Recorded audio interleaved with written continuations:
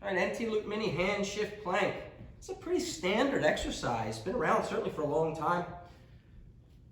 Great for not only core strength, because you have to stop your head from sagging, your hips from sagging, and your hips from rotating as you step.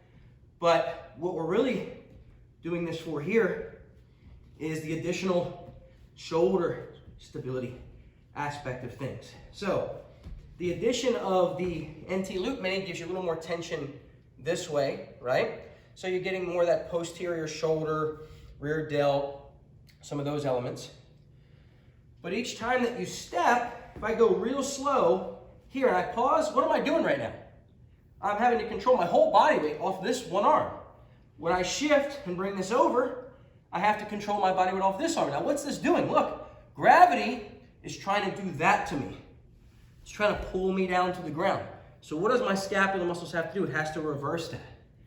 So there's a lot more, even though you don't see a lot of dynamic movement happening, the range of motion is fairly small. A lot is happening at that shoulder joint. And the addition of the NT Loop Mini supercharges that. Now, a couple things in regards to technique. There's doing an exercise and there's doing it well. Now, the main thing that we want to look at here is that you can do this with control.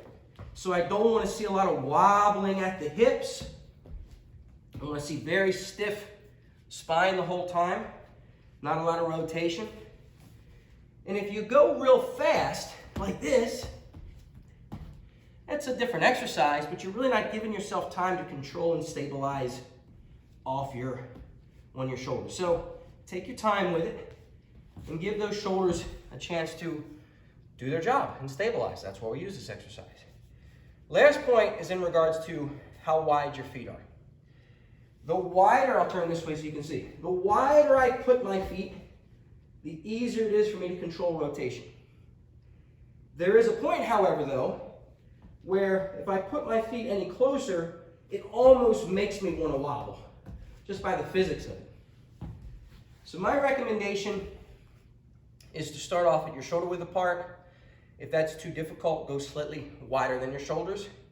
But we don't do it, even for the strongest, most stable people who are able to minimize any pelvic rotation or shoulder or torso rotation and control the movement, we go no closer than your own shoulder width apart.